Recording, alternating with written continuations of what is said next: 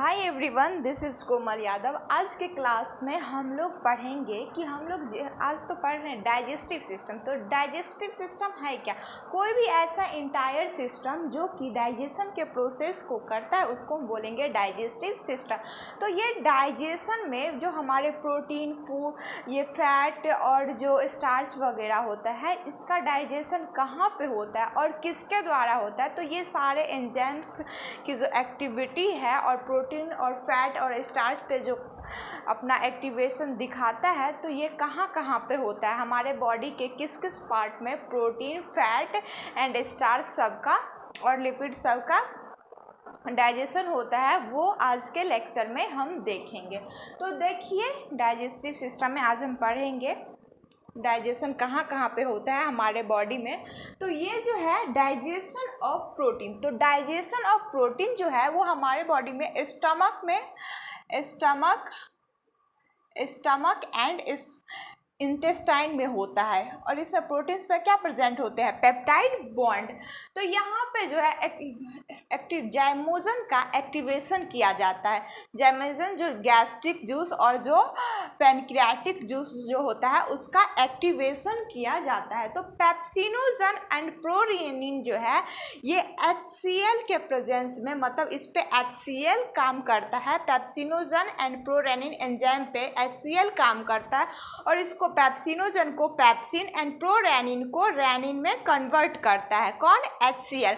और ये रेनिन जो है वो इन्फेंट, मतलब जो हमारे बहुत छोटे बच्चे जो होते हैं वो, तो छोटे बच्चे पे ही ये इन्फेंट के अंदर ही रेनिन का एक्टिवेशन होता है। ये सक्रिय होता है सिर्फ और सिर्फ बच्चों, छोटे बच्चों के अंदर, बड़े में नहीं होते हैं। तो ये मिल्क प्रोटीन कैसिन जो होता है उसको पैरा कैसिन में बदलता है और ये कैल्शियम के प्रेजेंस में कैल्शियम पैरा कैसिनेट में बदल जाता है। और फिर हम पैनक्रियाटिक जूस की बात करें तो इसमें ट्रिप्सिनोजन, काइमोट्रिप्सिनोजन एंड प्रोकार्बोक्सीपेप्टिडेज जो होता है, ट्रिप्सिनोजन पर एंटीरोकाइनेज एंजाइम काम करता है और इसको ट्रिप्सिन में बदलता है। सॉरी 1 मिनट के लिए। हाँ, तो चलिए कंटिन्यू करते हैं। वो हमारा लाइट कट हो गया था इसलिए। तो पैनक्रियाटिक जूस की बात करें तो यहाँ पे जो ट्रिप्सिनोजन जो है उस पे एंटीरोकाइनेज काम करता है और इसको ट्रिप्सिन में बदल देता है। काइमोट्रिप्सिनोजन पे भी ट्रिप्सिन काम करता है और ये काइमोट्रिप्सिनोजन को काइमोट्रिप्सिन में बदलता है। प्रोकार्बोक्सीपेप्टिडेज पे ट्रिप्सिन काम करके इसको कार्बोक्सीपेप्टिडेज में बदल देता है। तो ये हो गया प्रोटीन का डाइजेशन जो कि स्टमक एंड इंटेस्टाइन के अंदर होता है। यहाँ पे देखिए प्रोटीन, इस पे गैस्ट्रिक जूस पेप्सिन जो होता है जिसका pH होता है 1.8, जो कि स्टमक के अंदर इसको पेप्टोन्स, प्रोटियोजेज एंड रिमेनिंग, मतलब कुछ और बचे प्रोटीन होते हैं उसमें कन्वर्ट कर देता है। तो पेप्टोन्स और प्रोटियोजेज पर काम करता है पैनक्रियाटिक जूस कार्बोक्सीपेप्टिडेज, जो कि इसको डाइपेप्टाइड्स में बदल देते हैं और डाइपेप्टाइड्स पे डाइपेप्टाइडेज वर्क करता है, जो कि ये इंटेस्टाइनल जूस है और इसका pH जो है वो 7.8 होता है और इसको एमिनो एसिड में कन्वर्ट कर देता है। और जो कुछ बचे हुए प्रोटीन्स होते हैं उस पर ट्रिप्सिन और काइमोट्रिप्सिन वर्क करता है और इसको पेप्टोन्स प्लस प्रोटियोजेज में कन्वर्ट कर देता है। फिर ये पेप्टोन्स एंड प्रोटियोजेज पे एमिनो पेप्टाइडेज काम करता है और इसको डाइपेप्टाइड्स में बदल देता है और ये डाइपेप्टाइड्स को डाइपेप्टाइडेज एमिनो एसिड में कन्वर्ट कर देता है।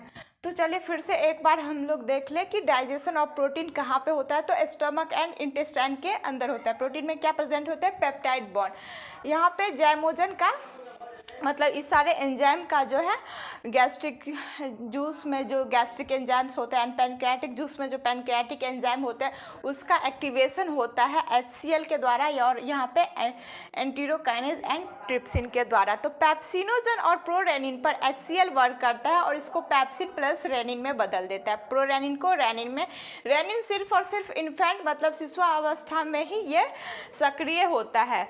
मिल्क प्रोटीन कैसिन को ये पैरा कैसिन में बदलता है और इस पे कैल्शियम आयन वर्क करके इसको पैरा कैसिनेट में बदल देता है। ये पैनक्रियाटिक जूस ट्रिप्सिनोजन जिस पे एंटीरोकाइनेज काम करता है और ट्रिप्सिन में कन्वर्ट कर देता है, और काइमोट्रिप्सिनोजन एंड प्रोकार्बोक्सी पेप्टिडेज को ट्रिप्सिन जो है काइमोट्रिप्सिन और प्रोकार्बोक्सी पेप्टिडेज में कन्वर्ट कर देता है। प्रोटीन, ये प्रोटीन उस पर gastric juice, pancreatic juice and intestinal juice work करता है और फिर उसको फाइनल प्रोडक्ट एमिनो एसिड में कन्वर्ट कर देता है। तो ये प्रोटीन इस पर गैस्ट्रिक जूस पेप्सिन जिसका pH 1.8 होता है स्टमक के अंदर, इसको ये पेप्टोन्स, प्रोटियोजेज एंड रिमेनिंग प्रोटीन्स में कन्वर्ट कर देता है। और ये कार्बोक्सी पेप्टिडेज इस पे वर्क करता है डाइपेप्टाइड्स में, फिर इस पे डाइपेप्टाइडेज जो इंटेस्टाइनल जूस में प्रेजेंट होता है जिसको एमिनो एसिड में कन्वर्ट कर देता है। और रिमेनिंग प्रोटीन जो ट्रिप्सिन प्लस काइमोट्रिप्सिन होता है उसको पेप्टोन्स प्लस प्रोटियोजेज, फिर एमिनो पेप्टाइडेज जो होता है उसको डाइपेप्टाइड्स एंड डाइपेप्टाइडेज जो होता है डाइपेप्टाइड्स को एमिनो एसिड में कन्वर्ट करता है। इतना तब तक नोट करें, फिर उसके बाद हम आगे का डाइजेशन देखेंगे। तो अब हम देखते हैं डाइजेशन ऑफ स्टार्च। तो देखेंगे स्टार्च का जो डाइजेशन है वो कहाँ कहाँ पे होता है। तो ये होता है माउथ के अंदर और इंटेस्टाइन के अंदर। हमने पहले वाले वीडियो में जब बताया था कि 70% माउथ के अंदर, नहीं, ये 70% सलाइवरी एंजाइम के द्वारा नहीं होता है। ये माउथ के अंदर सिर्फ और सिर्फ सलाइवरी एंजाइम के द्वारा 30% ही होता है। उसमें हम गलती बोल दिए थे, हम बाद में वीडियो देखे तो हमको पता चला सिर्फ और सिर्फ 30% ही होता है। और ये जो स्टार्च का जो पाचन होता है सलाइवरी एंजाइम के द्वारा माउथ के अंदर, वो ना स्टार्च का सिर्फ और सिर्फ पके हुए स्टार्च का ही होता है, कच्चे स्टार्च का नहीं होता है। तो स्टार्च ये जो होता है पॉलीसेकेराइड होता है। इस पे सलाइवरी एमाइलेज जिसको हम टाइलिन भी बोलते हैं, जिसका pH 6.8 मतलब एसिडिक नेचर का, तो ये स्टार्च को माल्टोज में बदलता है। ये भी स्टार्च ही है लेकिन ये डाइसेक्राइड वाला फॉर्म है। फिर ये स्टार्च 70% ऑफ स्टार्च का जो पाचन होता है वो पेनक्रियाटिक एमाइलेज के द्वारा होता है, पेनक्रियाटिक जूस के द्वारा, पेनक्रियाटिक जूस, और ये हो गया सलाइवरी जूस। तो ये पेनक्रियाटिक जूस के द्वारा जो होता है 70% स्टार्च का पाचन होता है और इसका pH जो है वो 7.8 मतलब ये थोड़ा बेसिक नेचर का होता है। तो यहाँ पे पेनक्रियाटिक एमाइलेज वर्क करता है और इसको माल्टोज में बदल देता है। फिर हम देखेंगे इंटेस्टाइनल जूस के द्वारा, तो जिसको हम सक्कस, इसके जो सिक्रेशन को बोलेंगे सक्कस एंटेरिकस, जिसमें माल्टोज, सुक्रोज एंड लैक्टोज। तो यहाँ पे जो माल्टेज, सुक्रेज एंड लैक्टेज ये सक्कस एंटेरिकस में आता है। तो ये जो माल्टेज, सुक्रेज एंड लैक्टेज जो होते हैं वो माल्टोज, सुक्रोज एंड लैक्टोज को glucose, fructose and glucose galactose में कन्वर्ट करता है। तो माल्टोज पर कौन सा सक्कस एंटेरिकस काम करता है? माल्टेज, जो कि इसको ग्लूकोज प्लस ग्लूकोज में बदलता है। सुक्रोज पर सुक्रेज जो कि ग्लूकोज प्लस फ्रक्टोज में, और लैक्टोज पर लैक्टेज वर्क करता है जो कि इसको ग्लूकोज प्लस ग्लैक्टोज में कन्वर्ट करता है। फिर हम देखेंगे डाइजेशन ऑफ लिपिड या फैट। तो ओनली इंटेस्टाइन के अंदर ही लिपिड या फैट का डाइजेशन होता है। तो bile helps in emulsification of fats. Bile juice जो सिक्रेट करता है वो उसमें जो पित्त वगैरह, जो पित्ताशय से जो पित्तरस जो सिक्रेट होते हैं, तो उस पित्त के द्वारा, मतलब बाइल जिसको हम पित्त बोलते हैं हिंदी में, तो बाइल जो होता है वो हेल्प करता है इमल्सिफिकेशन। इमल्सिफिकेशन मतलब क्या हुआ? जैसे ये कोई फैट का मॉलिक्यूल है, इस पे कोई बाइल एक्ट किया, जैसे कि बाइल जूस, जैसे लैसिथिन ये सब इस पे एक्ट करता है। तो ये जो है इस पे चारों तरफ सरफेक्टेंट की तरह काम करता है। ये चारों इसके सरफेस के ऊपर एक आवरण बना लेता है और इसको मथ देने का काम करता है। तो इस मथने के प्रोसेस को ही बोलेंगे इमल्सिफिकेशन। तो फिर होता है breaking down of the fats into very small micelles, और ये इमल्सिफिकेशन के बाद फिर इसका जो ब्रेक डाउन होता है छोटे छोटे मिसेल्स के फॉर्म में। फिर आगे देखेंगे मिसेल्स भी क्या है। Bile also activates lipases. ये लाइपेज को एक्टिवेट करता है। तो ये जो CH2OH हम एक ग्लिसरॉल ले, फिर उसमें फैटी एसिड जैसे COOH एंड R COOHR एक और जोड़ दिए। तो ग्लिसरॉल में जब हम फैटी एसिड जोड़ेंगे तो फिर ये एक एस्टर, यहाँ का OH और यहाँ का H एक उड़ जाएगा, यहाँ से एक वाटर निकल जाएगा और फॉर्म कर लेगा एक एस्टर बॉन्ड को। और जो ये है एक ट्राइग्लिसराइड, ये है ट्राइग्लिसराइड। और ये ट्राइग्लिसराइड जो है वो उसी चीज़ को हम लोग खाते हैं और इसी एस्टर बॉन्ड का ब्रेकडाउन होता है। फॉर्मेशन ऑफ मिसेल्स कैसे बनते हैं? Monoglyceride, glycerol and fatty acid and bile salt जो होते हैं वो फॉर्म करते हैं मिसेल्स, मतलब छोटे छोटे मिसेल्स। तो ये जो मिसेल्स होता है इसका ये है एपिथेलियम ऑफ गट, ये गट का एपिथेलियम है, ये है एपिथेलियम ऑफ गट। इसके द्वारा तो ये फर्स्ट एब्जॉर्प्शन हो जाता है। उसके बाद जो सेकेंड एब्जॉर्प्शन जो होता है, यहाँ पे होता है ब्लड वेसल्स वगैरह, तो उसके अंदर होता है लैक्टियल्स। और सेकेंड एब्जॉर्प्शन में होता है काइलोमैक्रोन का एब्जॉर्प्शन। फर्स्ट एब्जॉर्प्शन में तो ये मिसेल्स जो आपको दिख रहे हैं इसमें होंगे मिसेल्स एंड काइलोमाइक्रोन। तो यहाँ पे तो फर्स्ट एब्जॉर्प्शन हो गया, फिर उसके बाद काइलोमाइक्रोन का भी एब्जॉर्प्शन होता है। फिर हम देखेंगे डाइजेशन ऑफ न्यूक्लिक एसिड। ये हमने देख लिया स्टार्च के डाइजेशन इंटेस्टाइनल जूस के द्वारा, इसका स्टार्च का कैसा होता है, और सलाइवरी एमाइलेज के द्वारा। फिर डाइजेशन ऑफ लिपिड या फैट हमने अभी देखा है। लिपिड या फैट का जो डाइजेशन होता है सिर्फ और सिर्फ इंटेस्टाइन के अंदर ही होता है। बाइल जो होता है ये इमल्सिफिकेशन में काम करता है और ये छोटे छोटे मिसेल्स में टूट जाते हैं। यहाँ पे अगर हम एक ग्लिसरॉल लिए और फिर फैटी एसिड, तो इसमें ग्लिसरॉल के अंदर हम एक फैटी एसिड जोड़ते गए, फिर यहाँ से वाटर हट जाता है और एस्टर बॉन्ड का फॉर्मेशन करता है। और फिर ये एस्टर बॉन्ड यही है ट्राइग्लिसराइड, और इसी को हम लोग खाते हैं।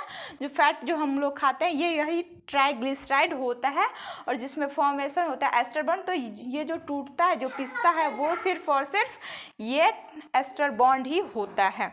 फिर हम देखें फॉर्मेशन ऑफ मिसेल्स का फॉर्मेशन कैसे होता है। तो monoglyceride, glycerol and fatty acid and bile salts जो होता है वो फॉर्मेशन करते हैं मिसेल्स का। और ये मिसेल्स जो फर्स्ट एब्जॉर्प्शन हुआ इसमें फैट, फिर काइलोमाइक्रोन होता है। तो फर्स्ट एब्जॉर्प्शन में फैट का एब्जॉर्प्शन होता है, और फिर सेकेंड एब्जॉर्प्शन में ये लैक्टियल के द्वारा सेकेंड एब्जॉर्प्शन काइलोमाइक्रोन का होता है। फिर अब हम आगे देखेंगे न्यूक्लिक एसिड वगैरह का डाइजेशन। तो अब हम देखते हैं डाइजेशन ऑफ न्यूक्लिक एसिड। तो न्यूक्लिक एसिड में क्या होते हैं? न्यूक्लिक एसिड में आते हैं डीएनए एंड आरएनए, ये है हमारा न्यूक्लिक एसिड।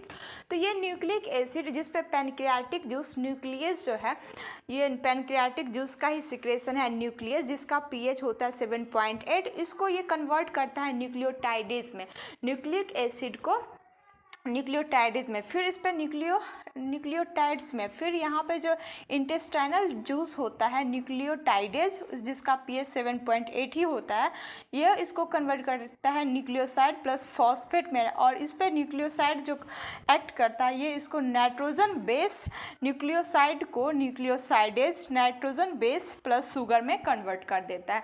फिर हम देखें एब्जॉर्प्शन ऑफ फूड को।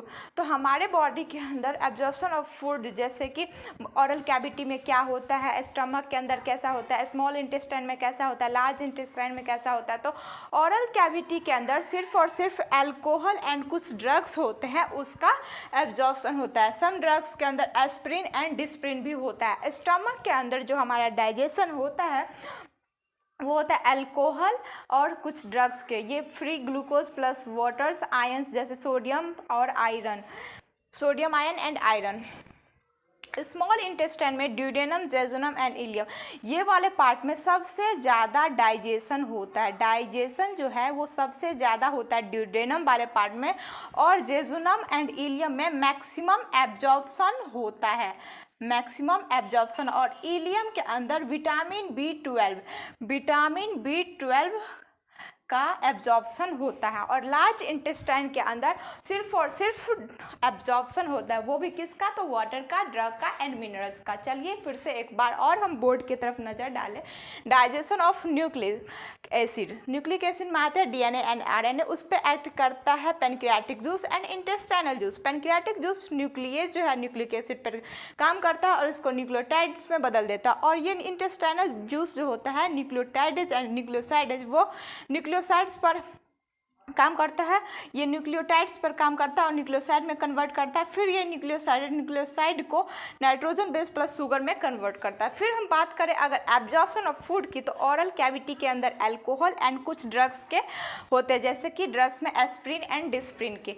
और स्टमक के अंदर अगर हम डाइजेशन देखें तो alcohol plus some drugs, free glucose plus water, ion, sodium ion and iron. Small intestine में duodenum, jejunum and ileum. Duodenum वाले पार्ट में डाइजेशन मैक्सिमम होता है और जेजुनम इलियम में मैक्सिमम एब्जॉर्प्शन होता है, और इलियम वाले पार्ट में ही विटामिन B12 का एब्जॉर्प्शन होता है।